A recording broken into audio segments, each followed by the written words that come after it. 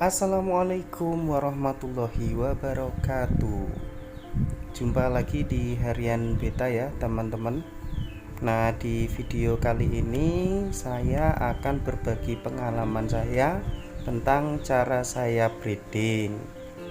Nah, dari beberapa breeder sendiri itu kan juga mempunyai cara masing-masing. Ada yang menggunakan metode penjodohan, ada yang menggunakan metode langsung memasukkan dua indukan sekaligus, baik jantan maupun betina. Nah, sebelum kita mulai, silahkan klik tombol subscribe, kemudian bunyikan lonceng notifikasinya, lalu sebarkan ke teman-teman kalian jika menurut kalian video ini menarik untuk dibagikan. Sebelum kita mulai breeding, ada beberapa yang perlu kita siapkan. Yang pertama yaitu adalah air. Air ini kita menggunakan air endapan ya. Air endapan kurang lebih 24 jam yang kita masuki ke tapang. Nah, kebetulan air ini sudah saya endapkan kemarin kurang lebih 24 jam plus dengan daun ketapangnya. Lalu yang berikutnya yaitu adalah plastik. Plastik ini saya menggunakan plastik bening karena supaya nanti induk jantan membuat busa di situ. Kenapa saya menggunakan plastik? Ketika nanti induk jantan membuat busa dan telurnya sudah ada yang menempel, nanti akan terlihat jelas. Lalu alat yang kita siapkan lagi yaitu adalah ini ya, serokan ya. Serokan kita menggunakan serokan yang berbahan kawat stainless supaya ketika nanti mengangkat induk betina itu telurnya tidak ada yang ikut terangkat, jadi lebih aman. Dan ketika kita mengangkat induk jantannya pun juga aman, burayanya tidak ada yang ikut. Oke ya teman-teman, di kesempatan breeding kali ini saya akan breeding Basgle Koi Galaxy ya. Ini saya dapatkan beli dari Mas Advi Yoga yang dulu belinya pada saat konten sekalian ya. Terus yang betina yaitu adalah Yellow Fancy ya teman-teman. Ini juga dapatnya dari Mas Yoga. Meskipun yang satunya Basgle, tapi ini formnya enak ya teman-teman. Untuk jantan maupun betinanya itu formnya enak dan mudah-mudahan nanti bisa menghasilkan ikan-ikan yang cantik juga ya. Dan untuk indukannya sendiri itu kita harus tahu ya usia indukan baik jantan maupun betina. Untuk hasil yang bagus itu paling tidak itu usianya induk jantan maupun betina adalah 5 bulan ke atas. Kenapa seperti itu? Ada beberapa alasan. Yang pertama, untuk hasil telur yang dihasilkan oleh induk betina nanti akan jadi banyak. Terus alasan yang kedua yaitu adalah ketika nanti burayak menetas, itu untuk tingkat ketahanan hidupnya itu jauh lebih bagus ya teman-teman. Jadi usianya kita harus tahu, yaitu di atas 5 bulan. Selain usia di atas 5 bulan, ada beberapa ciri-ciri indukan yang perlu diperhatikan. Yang pertama untuk indukan jantan. Ketika di tempat induk jantan itu sudah ada busa, itu berarti induk jantan sudah siap untuk membuahi telur. Dan ciri yang untuk induk betinanya ada dua ya. Yang pertama postur tubuh. Postur tubuh, jika postur tubuhnya itu gemuk dan gemuknya itu bukan dari hasil makan tapi isinya telur, itu berarti sudah siap. Terus ciri yang kedua yaitu pada anus induk betina. Anus induk betina jika ada titik putih itu berarti sudah siap untuk di breeding atau dipijah. Dan untuk breeding kali ini saya menggunakan metode yang memasukkan 2 induk sekaligus ya teman-teman. Dan yang pertama kita masukkan yaitu adalah induk jantan dulu. Induk jantan dulu kita masukkan ya. Nah, kalau sudah seperti itu, diamkan dulu sampai induk jantannya berenang dulu untuk melihat area sekitar media breeding ya teman-teman, istilahnya supaya ikan cupang jantan ini sudah menguasai area. Nah, ketika induk jantannya sudah mulai berenang seperti ini ya teman-teman, nah itu berarti induk jantan sudah mulai mengecek situasi atau area untuk tempat pemijahan. Kalau sudah mulai berenang seperti ini, berarti kita sudah siap atau sudah bisa untuk memasukkan induk betina. Nah, sekarang kita masukkan induk betina ya teman-teman. Dan proses ini kurang lebih memakan waktu. Kalau saya sendiri itu biasanya paling cepat 2 hari atau 3 hari. Nanti kita cek di bawah plastiknya itu gelembungnya sudah ada telurnya atau belum. Nah, dalam proses breeding kita harus meletakkan media breeding itu di tempat yang sepi dan jarang suara ya teman-teman, supaya pada saat proses breeding ini nanti tidak terganggu. Setelah itu kita tutup ya teman-teman, kita tutup atasnya supaya kondisinya gelap, supaya ikan cupang pada saat proses breeding itu merasa nyaman dan tidak terganggu ya. Dan saya sendiri membiasakan pada saat breeding itu induk jantan maupun betina biasanya saya puasakan. Jadi selama proses breeding 2-3 hari induk jantan maupun betina tidak saya beri pakan. Nah, setelah ditutup kita tunggu untuk hari kedua atau hari ketiga, kita cek sudah ada telurnya atau belum. Sekarang sudah masuk hari kedua ya teman-teman. Mudah-mudahan hasil breeding kita sudah banyak keluar telur ya. Jika sudah keluar telur, induk betinanya sudah bisa kita angkat. Kita pindahkan ke tempat yang sudah ada air endapan dengan daun ketapang selama 24 jam. Sekarang kita buka dulu ya teman-teman. Bismillahirrahmanirrahim. Mudah-mudahan sudah banyak telur yang dihasilkan dari hasil breeding kita kali ini ya. Sepertinya sudah ada telurnya ya. Terlihat induk jantannya sudah berada di bawah gelembung atau busa yang dijaga dari induk betina. Alhamdulillah ya teman-teman, sudah ada telurnya ya. Itu bisa diperhatikan di bawah gelembung yang besar itu ada banyak sekali telur-telurnya ya. Mudah-mudahan ini telurnya bisa jadi buaya yang cantik ya teman-teman ya. Sekarang kita lihat ya teman-teman, untuk induk betinanya perutnya sudah tidak lagi buncit. Itu berarti telur-telurnya sudah banyak yang dikeluarkan ya. Nah, setelah ini kita angkat induk betinanya saja. Kita masukkan ke tempat yang sudah kita sediakan tadi untuk treatment penyembuhan diri, karena dalam proses breeding pasti ada yang namanya perkelahian ya, dan cara mengeluarkan telurnya pun induk betina kan juga dililit oleh induk jantan. Jadi kita masukkan ke tempat treatment tadi ya, supaya bisa kita lakukan breeding lagi 14-20 hari berikutnya. Sekarang kita angkat dulu ya teman-teman. Nah, ini bisa diperhatikan bahwa telurnya sudah banyak yang keluar ya, di perutnya sudah tinggal sedikit ya. Kita angkat.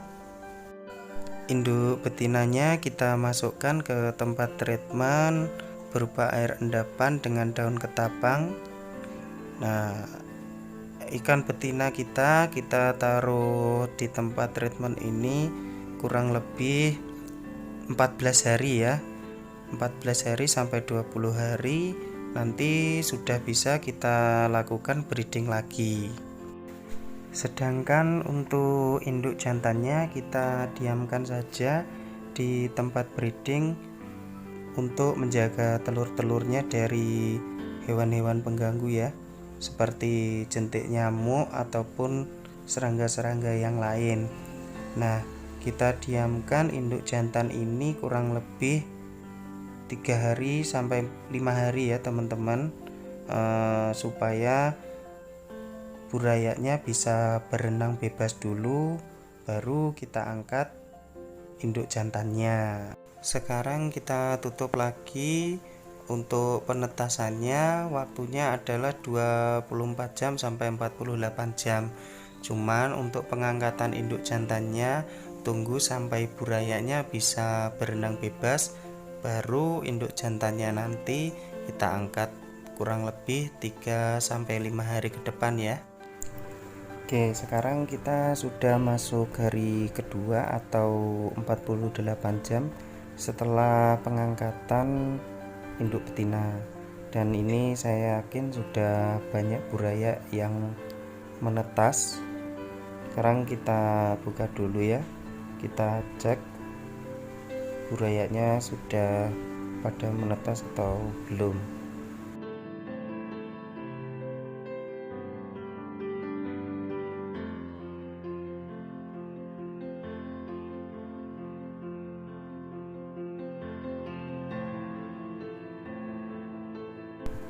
Alhamdulillah ya teman-teman, ini sudah banyak yang menetas, bisa dilihat pergerakannya, renangnya, tapi masih cuman di situ saja ya.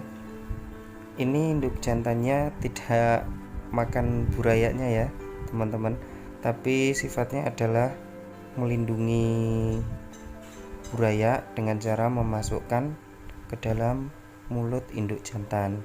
Jadi jangan khawatir itu tidak dimakan ya teman-teman. Jangan lupa diberi tanggal hari menetas ya teman-teman, supaya kita tahu untuk usia buraya kita. Dan jika usianya sudah 5 bulan kan bisa kita gunakan untuk indukan lagi ya teman-teman.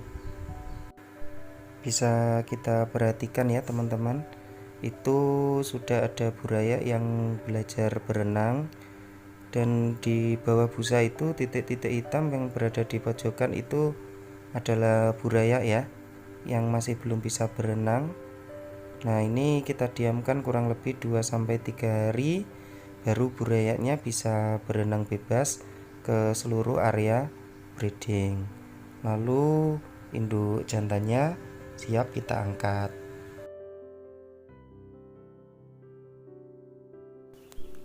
1 hari sebelum kita menuang buraya kita ke media pembesaran, kita siapkan dulu media pembesaran dengan isinya.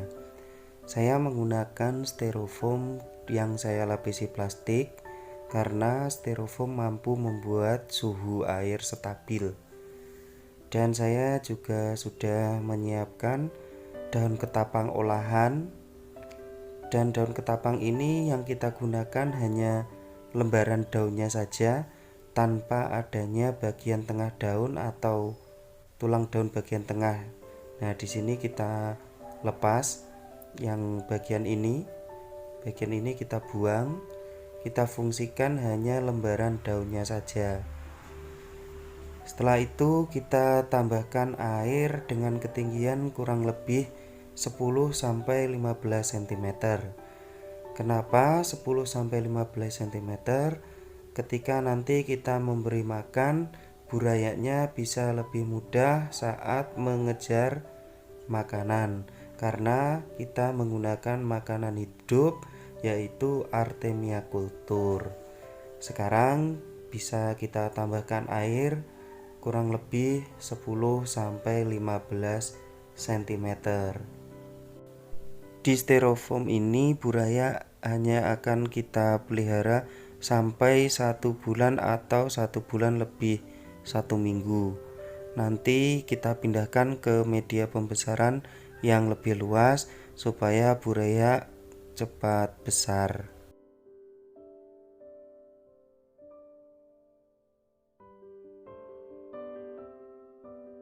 Hari keempat penetasan, kita cek burayanya sudah bisa berenang atau belum. Kalau sudah, induk jantan kita angkat.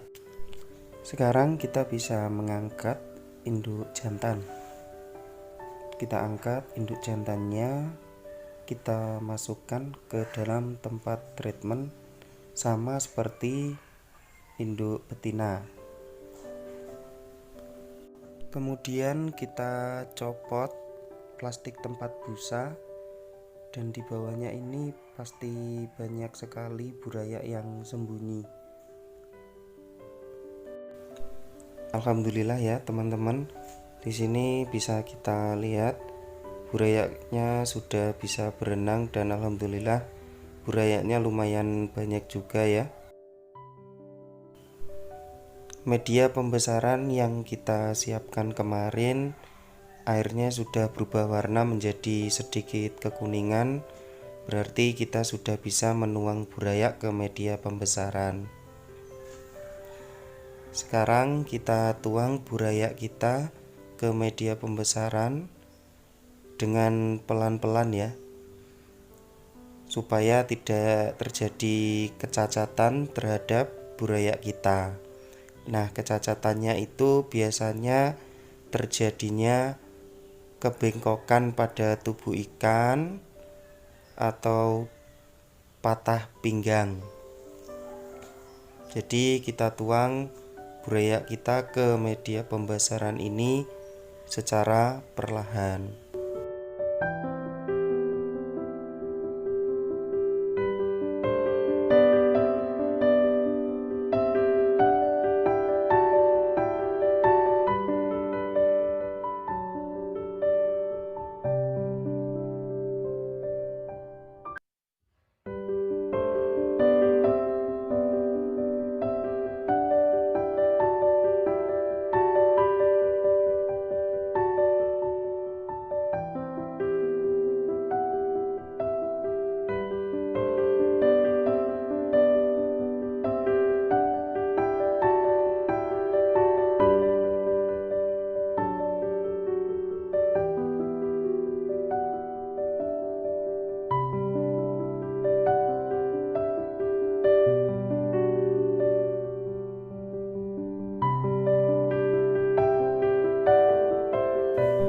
Pastikan tidak ada buraya yang tertinggal di media breeding.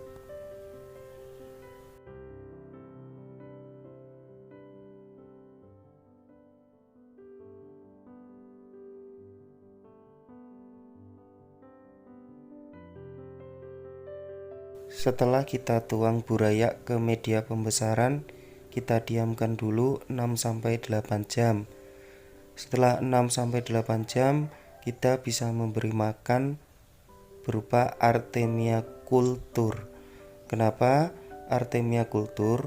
Karena Artemia adalah makanan yang berukuran pas untuk mulut buraya dan merupakan makanan hidup, sehingga buraya aktif mengejar makanannya.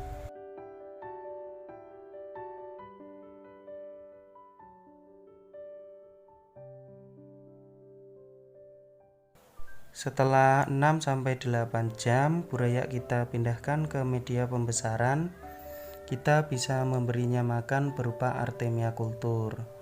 Nah, di sini saya menggunakan pipet untuk mengambil Artemia maupun untuk memberi makan buraya saya ya. Nah, pipet ini bisa kalian beli di apotek terdekat dari tempat tinggal kalian ya, dan harganya pun juga sangat murah. Nah, sekarang bisa kita lihat bagaimana pergerakan artemianya. Artemia ini hewan yang sangat kecil ya, hewan air yang sangat kecil, sehingga pas untuk mulut buaya cupang kita. Untuk waktu pemberian pakan, saya biasanya memberinya 2 kali sehari, yaitu pada waktu pagi dan pada waktu sore. Dan di setiap pemberian pakan, baik pagi maupun sore, diusahakan artemianya selalu habis dimakan burayak. Jadi tidak perlu banyak-banyak ya.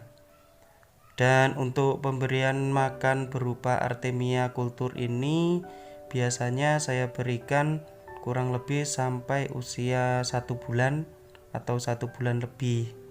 Nanti bisa kita menggunakan pakan yang lain setelah mulut buaya mampu untuk memakan makanan yang lebih besar.